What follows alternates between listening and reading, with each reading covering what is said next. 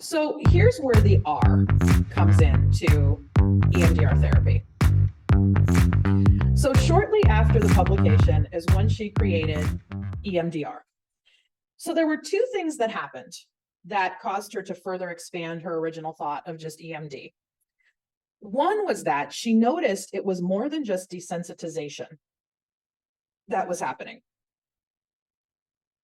It was more than just desensitization that was happening. Rather, people were also having pretty profound shifts in how they experience themselves in the world. So it wasn't just that, hey, as I think about this bad car accident, it's distressing at the level of a 10, and now it's distressing at the level of a 1. But people were having belief shifts like, I'm a good driver, when they previously believed it was my fault. Or in processing, let's say, sexual assault, people were having shifts from, I am worthless, I am defective, to I am worthy and whole. And she was not expecting that to happen when she initially developed this. She thought it was simple desensitization, but people really were experiencing very powerful and marked shifts. And so that's where she was the one who really coined this term reprocessing instead of just processing. Because I think a lot of us as therapists know that term trauma processing, right? Like when you process something, you work through it. But her thought was that, well, we never worked through it the first time. So now it needs to be reprocessed. So Carol asked me a great question. Just looking at what you're doing makes me dizzy. What happens when you have a person with sensory issues? Carol, doing what I did made me dizzy because I don't like eye movements at all. When this was introduced to me, if I was told I had to do it with eye movements, I probably couldn't have done it because it bothers me to move my eyes that way.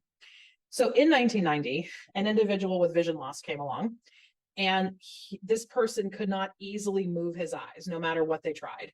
And they also noticed that a few early patients who had seizure disorders, it was just not feeling safe or advised to have them move their eyes that much in the course of a session.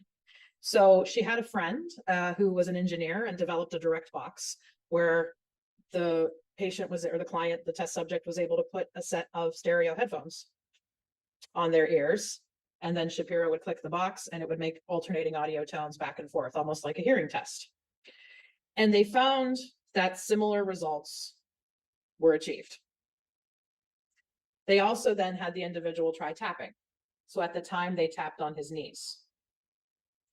In the demonstration I'm going to show you over telehealth, you'll see now that people can self-tap. They can create their own tapping going back and forth. And so when these explorations started happening, part of the discussion then became, is it the eye movements really that's doing it? Or is it the back and forth motion, what we call bilateral stimulation? Is that the real mechanism of action that's at play? So Andrew's saying, I'm a big fan of tapping. I've had a lot of success with the tapping. Honestly, from my perspective as both a client and as a therapist, I have most seen people choose tactile stimulation.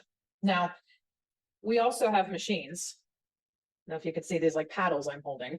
So when you're doing in-office EMDR, it's like a TENS unit, a vibrating unit, where a person can hold one in each hand. Like Dawn's saying, I've used the paddles. These are sometimes called paddles, right? And it was fantastic. And that can create the alternating stimulation back and forth. And then when the pandemic happened and we started taking EMDR over to telehealth en masse, because it had been done before the pandemic, but it wasn't as widely disseminated. They now have technology where you can send the paddles to people remotely and plug it into a program. But a lot of us just started it by doing back and forth tapping over telehealth, right? So it is a way to do it. So there are people in the EMDR community nowadays who still believe that the eye movements work the best because honestly, the eye movements are the most researched in terms of volume of research. However, when you look at comparative studies, what we're really seeing is that the eye movements and the tactile are about equal effectiveness for people. The audio tones slightly less, but still not a deal breaker. They can still work.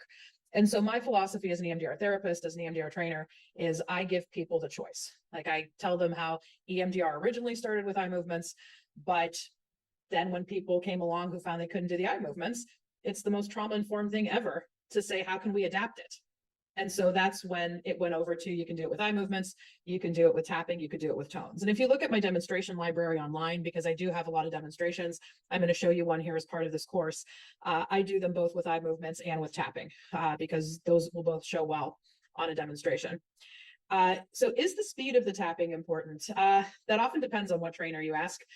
Typically, we do slower tapping when you're in your more preparation phases of EMDR, because I'll use that to teach a point. EMDR really developed into a complete focus of psychotherapy. It's not just a technique anymore. Even though when you take a basic training, you still learn part of the techniques of it, like the tapping and the protocol, which you're going to see here demonstrated. But an EMDR therapist does not just jump a person in to, okay, let's bring up the worst traumatic experience of your life and just have you start tapping, or just have you start doing eye movements.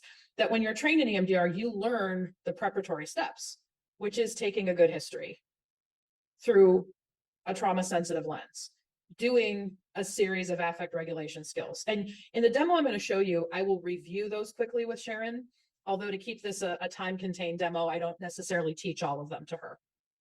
But just know that as part of any EMDR training, you would learn that, and in any kind of EMDR care, you would learn that. So yeah, usually when you're at the more preparatory junctures of the EMDR work, that's where the tapping or the eye movements are slower. But the whole idea of when you speed up the eye movements or speed up the tapping, that is what creates more rapidness in how associative networks can connect.